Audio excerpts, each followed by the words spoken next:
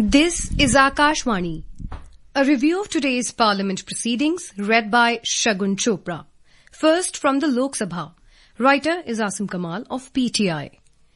The Lok Sabha today passed a bill to set up Indian Institute of Management IIM in Guwahati, with the Union government providing capital support of 550 crore rupees. The Indian Institute of Management Amendment Bill 2025, which was passed amid din in the lower house, will help set up the second IIM in the northeast after Shillong.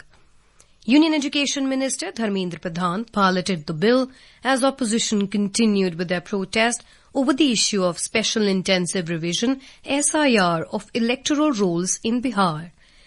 The establishment of an IIM in Guwahati as an institution of national importance is one of the projects under the Special Development Package SDP provided to Assam.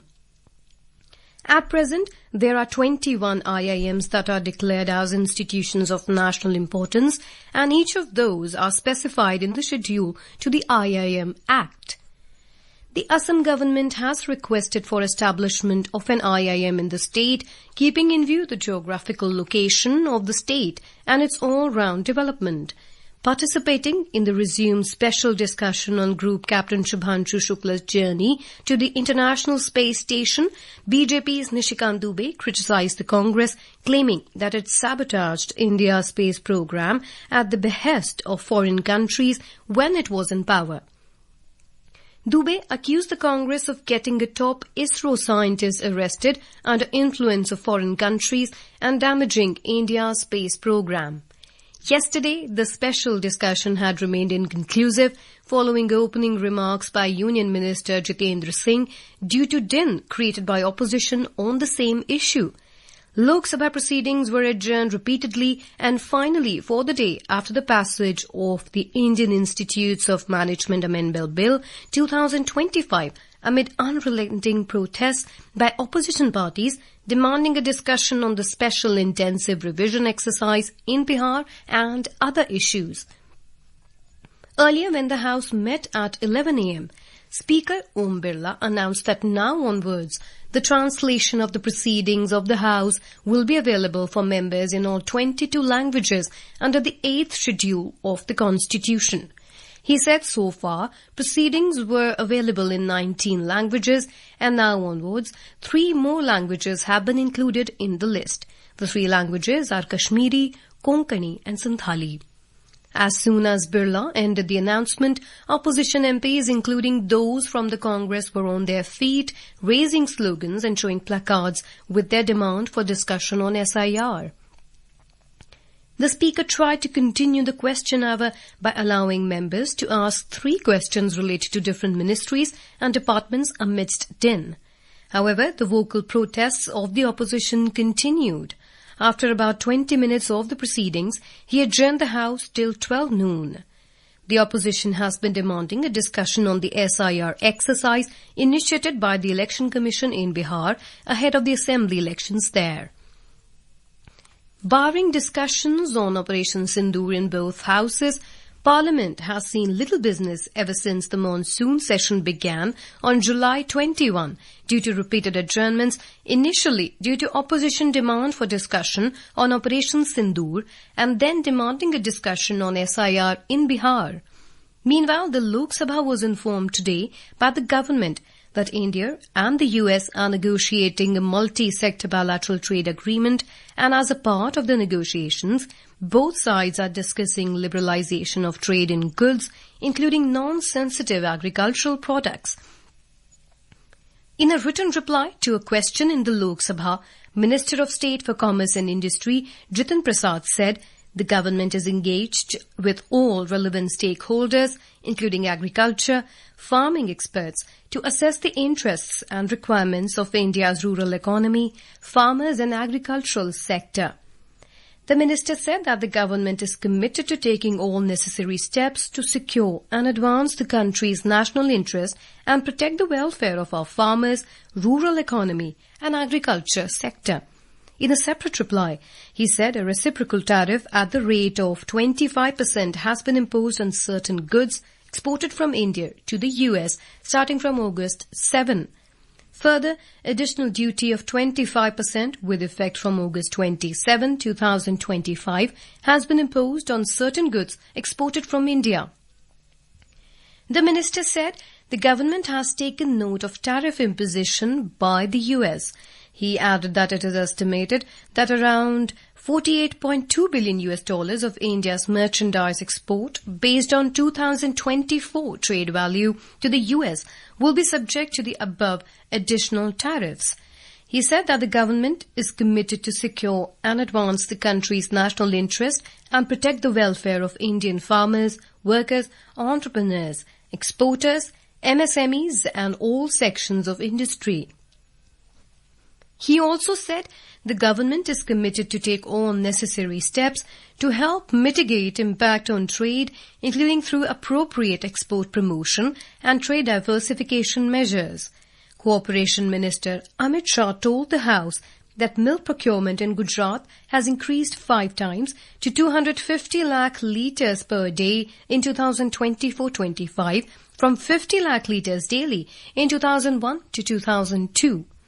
In a written reply in the Lok Sabha, the minister said there has also been a significant improvement in dairy farmers' incomes and a reduction in post-harvest losses. Amit Shah said that the milk prices paid to the farmers have increased by 140% in the last 15 years. He said the implementation of several measures has contributed to increasing milk procurement in Gujarat. He said schemes such as the National Programme for Dairy Development, Dairy Processing and Infrastructure Development Fund and Animal Husbandry Infrastructure Development Fund have provided assistance for infrastructure modernization, value addition facilities, breed improvement, fodder development and capacity building. And now a review of proceedings in the Rajya Sabha. Writer is Rajesh Ahuja of UNI. Proceedings of the Rajya Sabha continued to witness uproar on the second day of this week, with the opposition protesting the vote theft allegations and the Special Intensive Revision or SIR of electoral rolls in Bihar. The uproar by the opposition led to disruption of 0 hour and adjournment of the House till 2 p.m. in the pre-lunch session. The House also witnessed discussion on the Mines and Minerals Development and Regulation Amendment Bill 2025 in the post-lunch session. The bill seeks to amend the Mines and Minerals Development and Regulation Act 1957.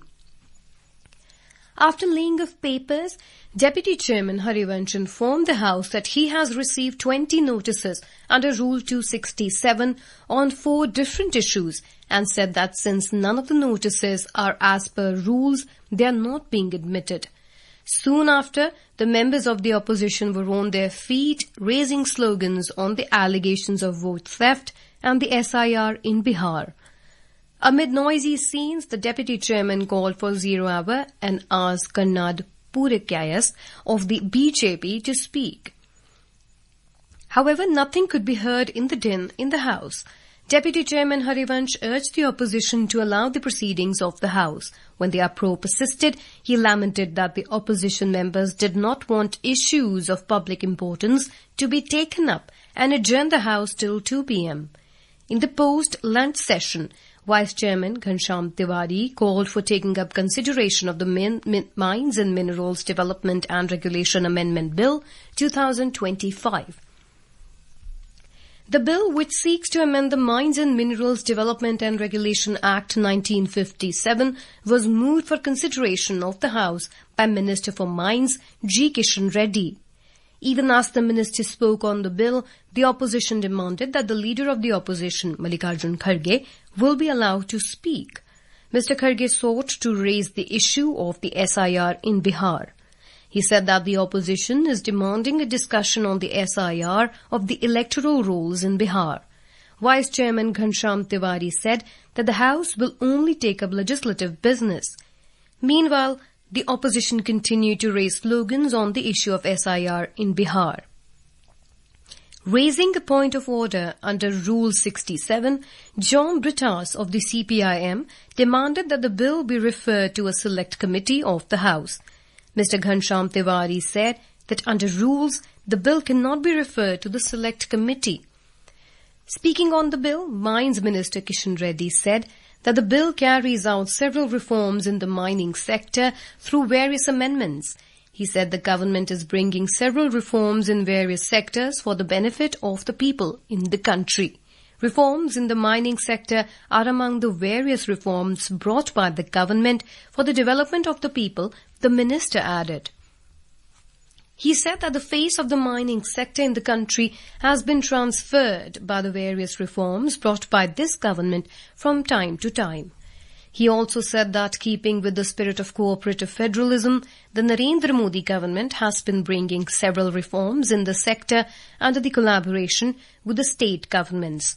Meanwhile, raising a point of order, Radha Mohandas Agrawal of the BJP said that videos of expunged material are being shared on social media and termed it as a breach of privilege. Ghanshyam Tiwari, who was in the chair, said that the expunged material should not be shared on social media. Participating in the discussion, Bhim Singh of the BJP said that the present bill is a revolutionary reform in the mining sector in the country. He said that after coming to power, the Narendra Modi government has carried out several reforms in the mining sector. M. Thambidurai of the AIADMK expressed concern on the large-scale illegal mining in Tamil Nadu. Aditya Prasad of the BJP said that there was rampant illegal coal mining during the Congress rule at the centre. Milind Murli Deora of the Shiv Sena said that the bill is a step in the direction of making India Atmanirbhar in the mining sector. He said there is urgent need to promote mining of rare earth and critical minerals in the country. He called on the government to incentivize green mining. Mr. Deora said that the global demand for rare earth and critical minerals is set to double over 8,000 tons by 2030. He said that half of it would be driven by electrical vehicles and wind turbines. He said that despite India having the third largest reserves in the world, it unfortunately only produced less than 1% of the global outputs. He said that the Mines and Minerals Amendment Bill will help in accessing mines inside and outside India and help reduce India's dependence on just one country. Deepak Prakash of the BJP said that mining sector has witnessed tremendous reform under the Narendra Modi government. G.K. Vasari of Tamil Manila Congress M said that the bill will help secure India's economic future, reducing its dependence on countries like China. Mastan Rao Yadav Bidha of TDP said that the bill will help reduce dependence on other countries for critical minerals. Kiran Chaudhary of the BJP said that the passage of the bill will reduce our dependence on imports for critical minerals. Replying to the discussion on the bill, Minister for Mines G. Kishan Reddy said that under the Prime Ministership of Mr. Narendra Modi, the NDA government has brought path-breaking reforms in the mining sector. He said that there have been revolutionary changes in the mining sector after the NDA government came to power in 2014. He said that private sector's participation in the mining sector has increased. He said that the production of coal in the country has reached a record 1 billion tons and India is now the second largest coal consumer. The minister said that to increase availability of 24 critical minerals in the country, the government has made the import of these minerals duty-free. He said that the government is making efforts for exploration of critical minerals in several countries like Zambia. After the reply by the minister, the bill was passed by the House by voice vote. With the passage of the bill in the Rajya Sabha, the bill has now received the approval of the Parliament. The Mines and Minerals Development and Regulation Amendment Bill 2025 seeks to amend the Mines and Minerals Development and Regulation Act 1957. After the passage of the bill, the House was adjourned for the day. That's all in the Parliament Review.